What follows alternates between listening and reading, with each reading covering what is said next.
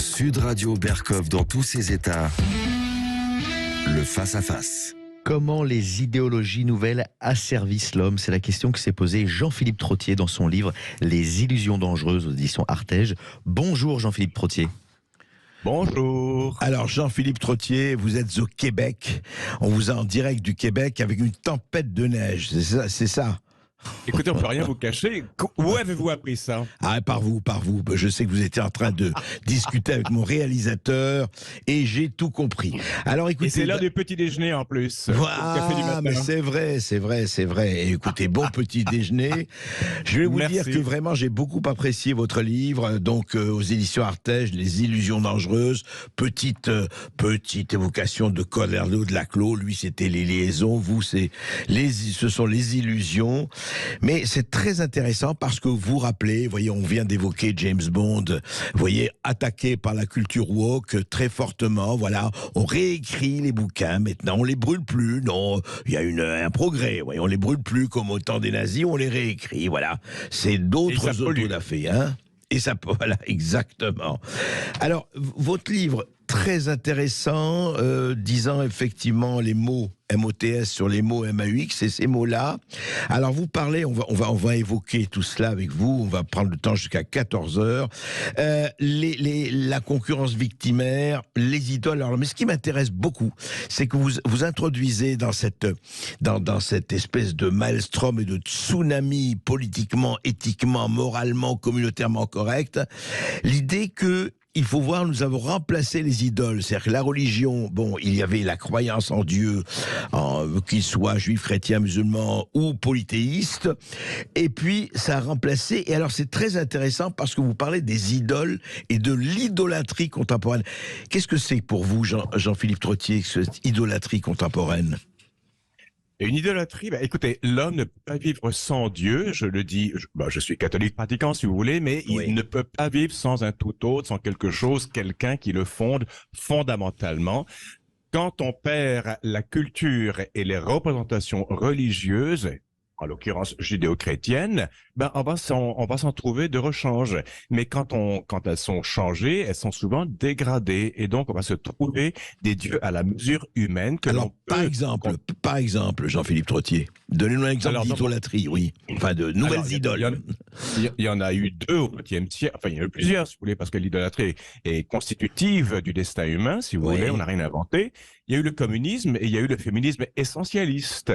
Ce sont des idéologies qui sont nées dans des circonstances qui les justifient amplement et qui ont réintroduit dans leur discours et dans leur combat ce qu'on appelle une téléologie, un combat religieux du bien contre le mal. Le Christ en croix devient le prolétaire exploité. Ouais. Dans le cas du féminisme essentialiste, c'est la femme aliénée mur à mur qui s'identifie à une Vierge Marie qui, elle, est pure, mais comme en même temps, c'est la mère de Dieu.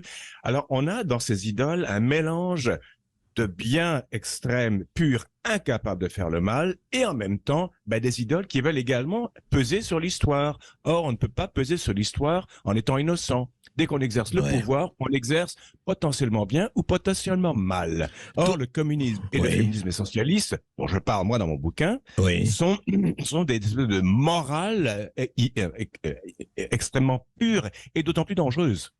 Alors vous dites morale, oui, non mais c'est très intéressant parce que votre parallélisme avec les féministes essentialistes, ce que vous appelez essentialistes, celles qui chosifient, et qui la femme, voilà, c'est celle-là qu'on veut, la femme contre les hommes, la femme qui s'affranchit, etc.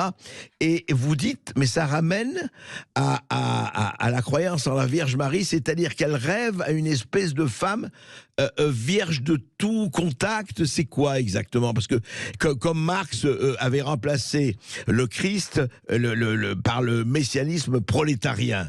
Et vous dites là-dessus, c'est une femme sans attache. C'est quoi? C'est une femme pure, mais sans croyance en Jésus en l'occurrence. Ouvrez un dictionnaire et vous verrez, s'il y a 5% de grands personnages féminins dans l'histoire, c'est déjà beaucoup.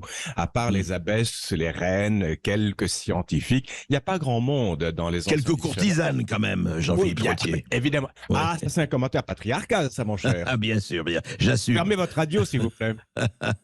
Alors, justement, si vous voulez, on a comme ces femmes-là n'ont pas participé à l'histoire. Oui. L'idéologie essentialiste en fait des Cendrillon, des Blanche-Neige, puisqu'elles n'ont jamais trempé dans le cambouis de l'histoire et du pouvoir. Ah ben elles sont vierges de tout mal, et donc le pouvoir qu'elles réclament, ce qui est tout à fait justifié, elles vont l'exercer de façon pure. Je vous ramène un bouquin de 2004 de Liliane Candel sur féminisme et nazisme. Et Elisabeth de Fontenay, une philosophe française, dit est-ce que les opprimées sont structurellement innocentes? C'est ça la question. Est-ce que les victimes d'aujourd'hui, alors j'élargis le propos, est-ce que les victimes d'aujourd'hui, réelles ou autoproclamées, sont des pages vierges qui ne font jamais le mal et dont le combat est pur et devant lequel on ne peut que s'écraser? Et est-ce que la victime d'hier ne peut pas devenir l'autocrate ou le dictateur d'aujourd'hui? Absolument. Ou de demain? Moi, je le pense dans certains cas, dans d'autres, non. Il faut discerner là-dedans. Et ça pose un autre problème, mais d'ordre métaphysique. Est-ce qu'il y a des gens sur Terre qui sont purs? C'est la question. En christianisme, je vous ressors allez-y. Il y a deux personnages qui sont pur et incapable de pécher, c'est Jésus-Christ et la Vierge Marie. On a oublié tout ce beau monde-là, si vous voulez, sauf que la nostalgie de personnages comme ça continue de courir dans le tréfonds de notre cœur et de nos passions, et on se cherche des Jésus-Christ et des Vierges Marie à droite et à gauche. Par procuration. Oui, ou par dégradation, si vous voulez. Et je comprends très bien ce désir, je l'ai moi aussi, si vous voulez, vous l'avez certainement. Le problème, c'est que quand on devient un groupe et quand on a du pouvoir politique, on ne peut plus invoquer le religieux qui ne se nomme pas. C'est ça qui est dangereux et c'est ça qui donne la force imparable de ces mouvements, parce que comment peut-on s'opposer à la Vierge Marie ou à Jésus-Christ? Oui, mais ces mouvements ne se réclament pas de la Vierge Marie ou de Jésus-Christ. Ils se proclament du bien. Et alors justement, parlons-en de cette notion du bien. Vous en parlez dans votre livre, et de façon très claire. Est-ce que effectivement, à partir du moment où elles appartiennent, où ces mouvements appartiennent au camp du bien, eh bien, ça leur donne la pureté, presque la virginité primale, et donc tout va bien pour eux? Et ils sont incapables de faire le mal ou d'être violents ou d'être méchants. Et s'ils le sont, c'est par accident ou par réaction au patriarcat, à la bourgeoisie capitaliste, aux colonialistes, à l'homme blanc hétérosexuel, à tout ce qui a suivi le néolithique. Enfin, la liste est longue. Et le problème, c'est que c'est un combat moral. On est dans le jeu vidéo. On est dans le jeu vidéo. On a un jeu vidéo avec les bons et les méchants. Or, l'histoire est beaucoup plus ambiguë, beaucoup plus visqueuse que cela. Le cœur de l'homme est trouble. Je n'invente rien en disant ça. Bien sûr. D'ailleurs, vous avez une très belle citation de Solzhenitsyn sur le bien et le mal à l'intérieur de nous-mêmes. C'est une autre question, mais... Et vous dites aussi, alors c'est très intéressant parce que donc vous parlez du recyclage de la religion ou du lien religieux, vous parlez de la chosification des minorités et vous parlez aussi de l'aplatissement du réel. Qu'avez-vous voulu dire par cet aplatissement du réel ? Alors là, je suis un traditionnaliste au sens presque de René Guénon, un penseur français qui s'est converti à l'islam soufi et qui est allé mourir au Caire en 1951. Et il a posé un diagnostic très sévère sur le monde moderne, issu de la Renaissance, issu des conquêtes scientifiques, de la Bible accessible à tout le monde, de l'individualisme, etc. Le traditionnel vit dans un monde, prenez l'exemple médiéval si vous voulez, qui sert de modèle, ou moi qui suis québécois, l'autochtonie.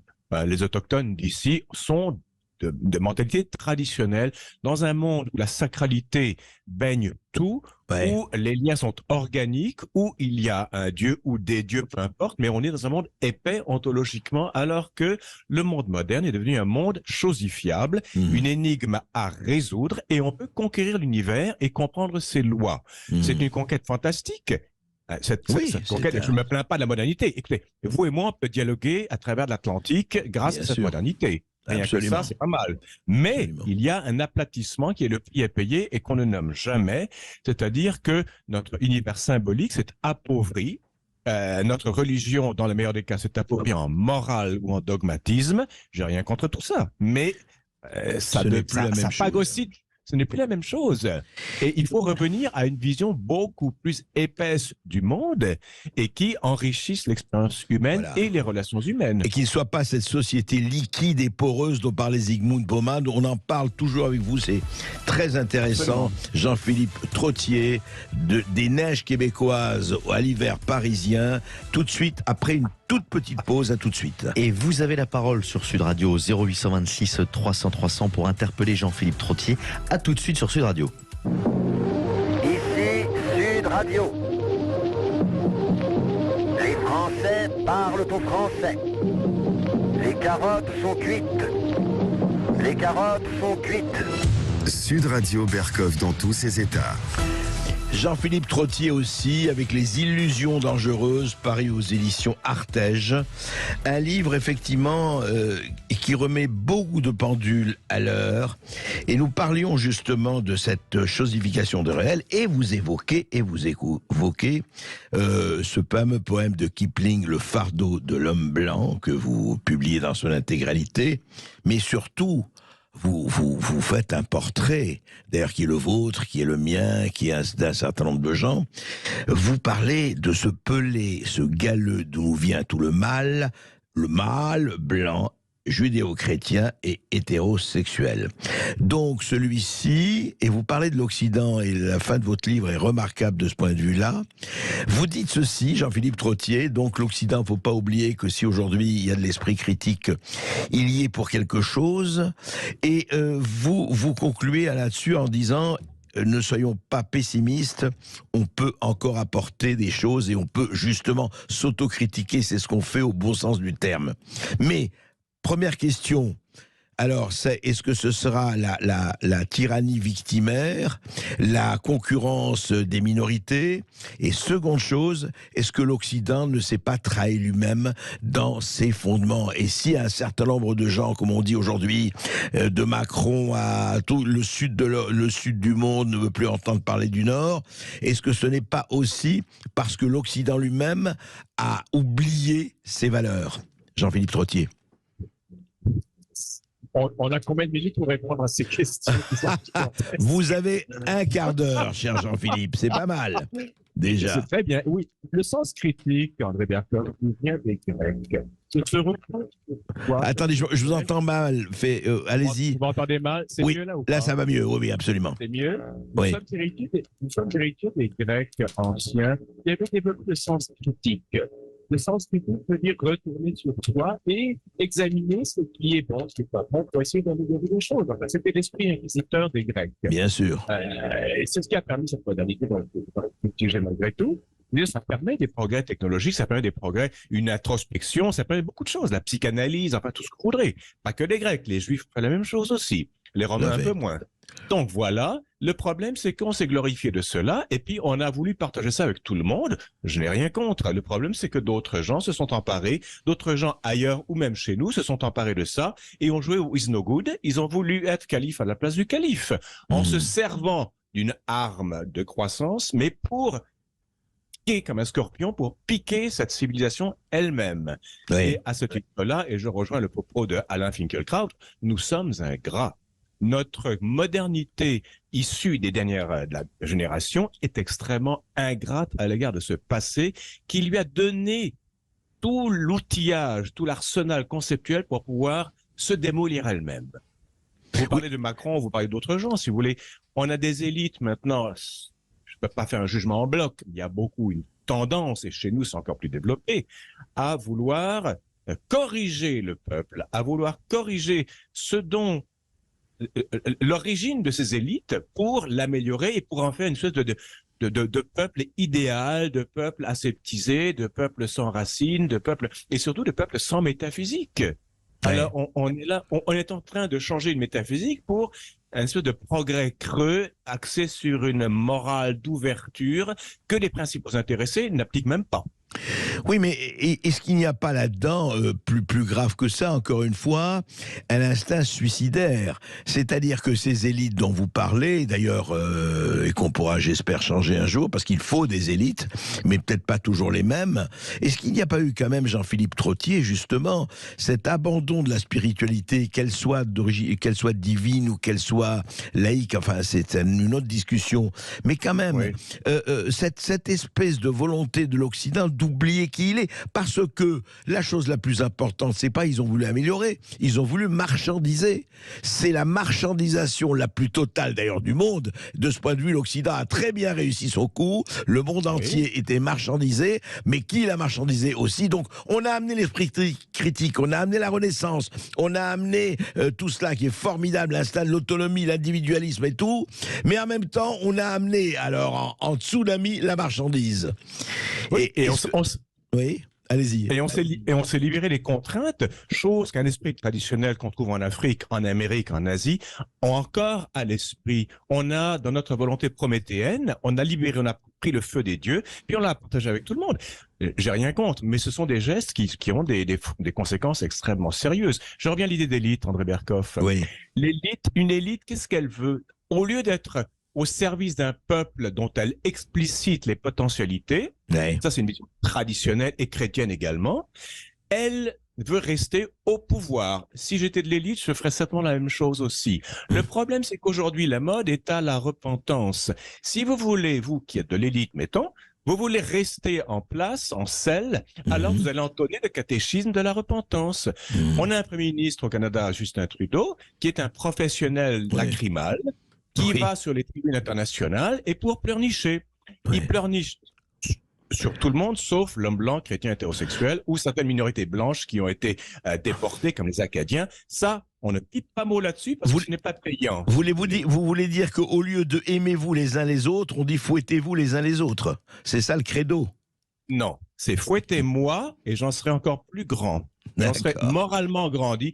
Le Canada est un pays qui n'a pas de pouvoir réel, si vous voulez, mais qui a inventé le pouvoir moral et le pouvoir moralisateur. Et donc, qu'est-ce qu'on fait sur des tribunes? Très souvent, symboliquement, je coupe mon zizi, les gens m'applaudissent. Regardez, cet homme-là, il coupe son zizi, c'est extraordinaire, c'est un type. Quelle humilité! Ça, c'est du christianisme dévoyé, si vous voulez. Au lieu d'être humble, on est humilié et on en ressort encore plus grandi. Tout la Rochefoucauld du XVIe siècle est là-dedans.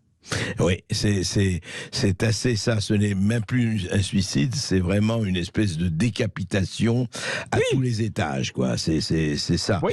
Et vous dites effectivement, alors c'est très intéressant. J'ai beaucoup aimé vraiment votre livre et je le recommande, mais j'ai beaucoup aimé particulièrement la fin.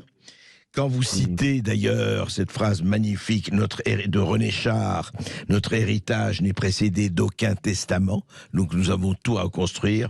Et aussi, vous dites et vous célébrez les aveugles solitaires. Vous dites effectivement que ce sont un certain nombre de gens qui vont, comme d'habitude, sauver la mise. Enfin, en tout cas, on l'espère. C'est quoi ces aveugles solitaires, Jean-Philippe Trottier ? Ce sont des prophètes. Or, les chrétiens, l'Église catholique, dont je fais partie, a complètement oublié la fonction prophétique qui était juive à l'origine. Un prophète est seul, il n'est jamais prophète dans son pays pour commencer, et puis on va le lapider. Alors, regardez Jérémie, c'est un ratage total. Hein? Alors, regardez d'autres, ils ont fini n'importe comment, on ne sait même pas où ils ont fini en général. Un prophète, qu'est-ce qu'il fait le prophète? C'est pas Monsieur Météo ou Monsieur l'économiste de Wall Street. Un prophète, c'est celui qui dit la parole de Dieu en contexte religieux ou la parole de la racine, si vous préférez, pour parler plus moderne.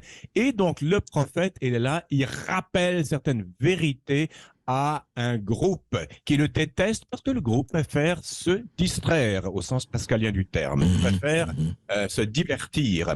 Le prophète dit non, bande de cons, c'est pas comme ça qu'on vit. La parole de Dieu, c'est cela. Et donc, il faut. Solzhenitsyn, que je cite, est un prophète. Chez vous, en Europe. C'est un prophète. Il y a un gars comme Philippe de Villiers, je le connais pas, mais j'ai lu certains de ses livres. Il a une parole prophétique aussi, qui passe très difficilement. On lui tape tout le temps dessus. Mais prophète est quelqu'un qui dit 2-3 trucs essentiels et qui force à réagir. En fait, il rappelle des principes de base, quelque part. Absolument, Ouais. absolument. Et ben, les gens n'aiment pas ça, c'est évident. Regardez un film de Pasolini, Théorème, par exemple. Ouais. Il y a un gars qui est l'ange de la vérité qui vient coucher avec tout le monde dans cette famille bourgeoise de Milan. Ouais. Ben, c'est l'ange de la vérité et il fout le bordel dans toute la famille. Mais parce que cette famille est fausse. Et Ouais. lui, il vient révéler toute la connerie ambiante et, si vous voulez, il secoue le cocotier. Un prophète, c'est cela.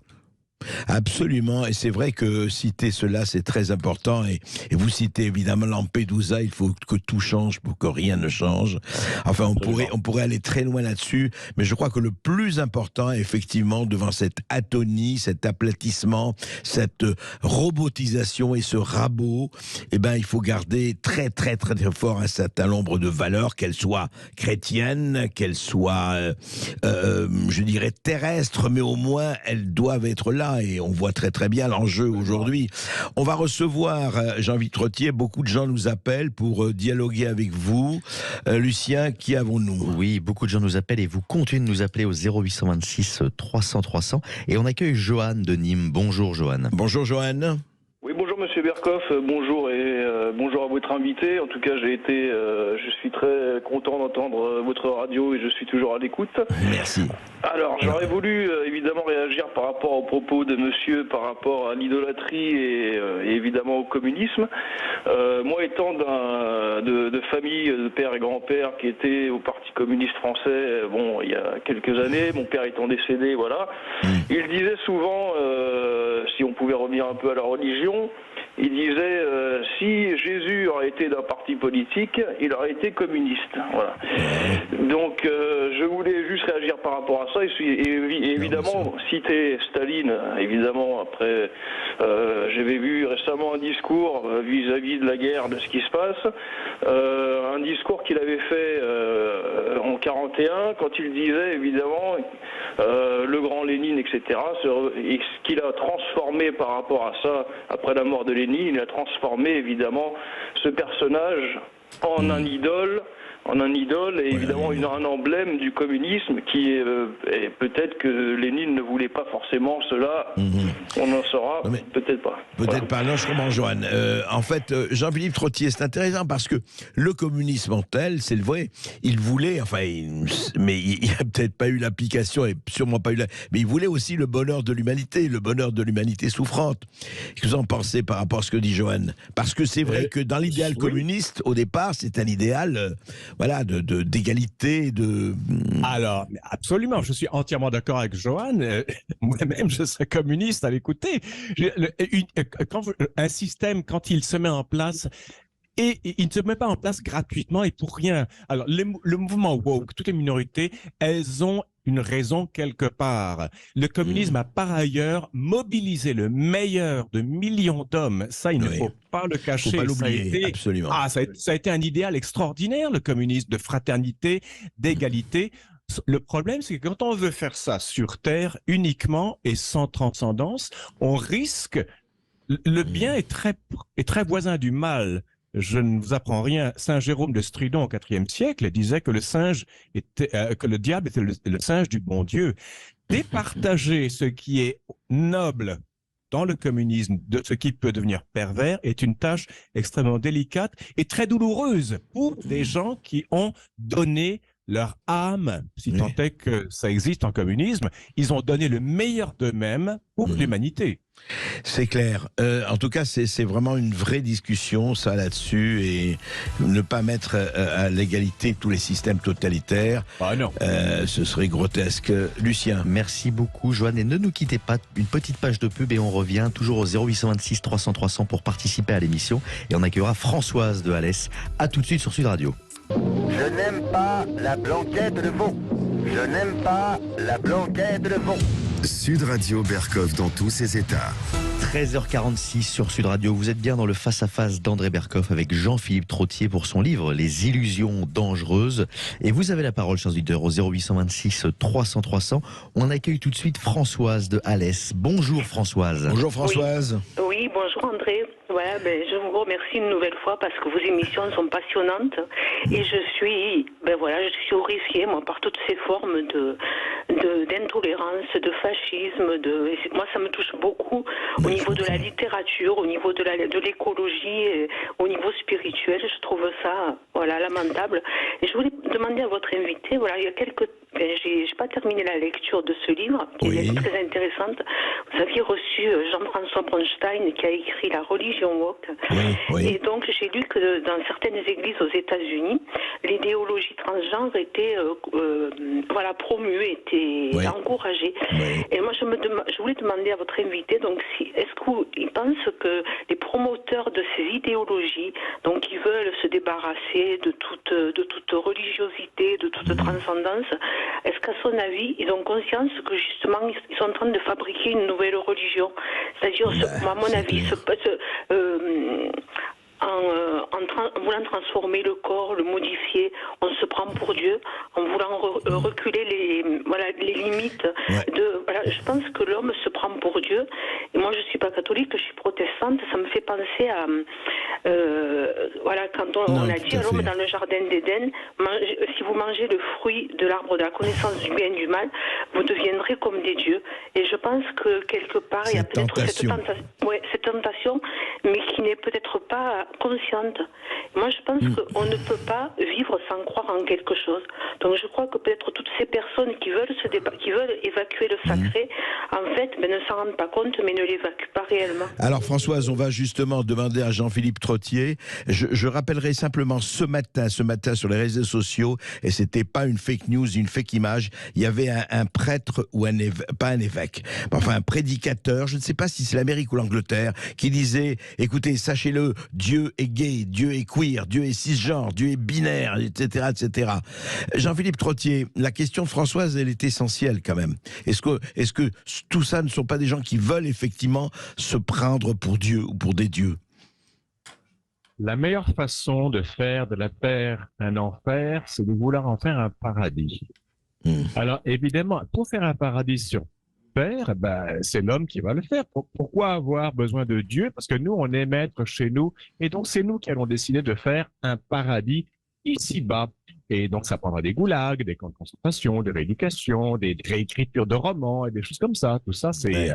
Évidemment, il y a un danger. Et le problème, c'est que Françoise Dallès, bonjour Françoise d'ailleurs, a tout à fait raison. Le problème, c'est qu'un discours comme ça aujourd'hui passe pour passéiste, rétrograde. Oh, c'est une vieille religion. Je me fiche d'être passéiste et rétrograde. On s'en fout, oui. On s'en fout, Jean-Philippe. Passons avec ces qualificatifs. Perdons pas de temps, mais dites-nous en fait aujourd'hui. Oui, le problème, allez-y. Le problème, c'est qu'il y a toujours cette question métaphysique de vouloir se prendre pour Dieu. Si on oublie Dieu, il va revenir par la porte en arrière de façon dégradée. Vous serez comme des dieux. C'est aussi un titre d'un ouvrage de Gustave Thibon. C'est une pièce de théâtre qu'il avait écrite. Gustave Thibon, un grand penseur du sud du Marais, Gustave Thibon, bien sûr, très grand. N'est-ce pas? Et donc, oui, alors, le problème, c'est qu'on ne pense jamais faire le mal au moment de faire le mal. Et quand on fait le mal, il y a aussi du bien là-dedans. C'est-à-dire que les technologies qui nous permettent de changer de sexe, qui nous permettent de faire plein de trucs maintenant, pourquoi pas? Le problème, c'est que la réflexion morale n'évolue pas aussi vite que le progrès technologique, et on est dépassé par notre capacité. C'est la langue de Zop, hein, le bien et le mal. Oui, tout à fait. Alors justement, il faut prendre le temps. Or, nous sommes orgueilleux. Puisque nous pouvons le faire, on va le faire. Et c'est ça une erreur. C'est pas parce que je peux tuer mon voisin que je vais le tuer. C'est pas parce que je peux changer ci ou ça que je vais le faire. C'est pas sa possibilité qui en fait la valeur. C'est ça. Et c'est ça le plus important, Françoise, mais c'est une question essentielle, effectivement. Ça demande éducation, lucidité et encore une fois, esprit critique. De ce point de vue, l'Occident a joué un très grand rôle. Lucien. Merci beaucoup de cette question, Françoise. Et on accueille Patrick de Paris. Bonjour Patrick. Bonjour Patrick. Bonjour. Bonjour à votre invité et je vous fais mes félicitations à votre émission. Merci. Alors Alors voilà, je voulais juste rappeler à propos de l'intervention qui avait été faite à propos du communisme et qui avait dit que le communisme était un grand idéal d'égalité. Il y a quand même autre chose dans le communisme et enfin dans le marxisme en fait, c'est que Marx, une des choses qu'il voulait, c'était détruire la religion pour faire passer, on va dire le contenu de la religion, de transformer la religion en une idéologie profane. Et donc c'est un peu ce qu'il a, un de ses propos, notamment dans la question juive. Et donc il y a quand même une volonté, enfin pour moi c'est une forme de, on va dire en tout cas, si ce n'est de péché originel du marxisme, la volonté délibérée d'amputer l'homme de sa dimension transcendantale. Spirituelle. Voilà, spirituelle.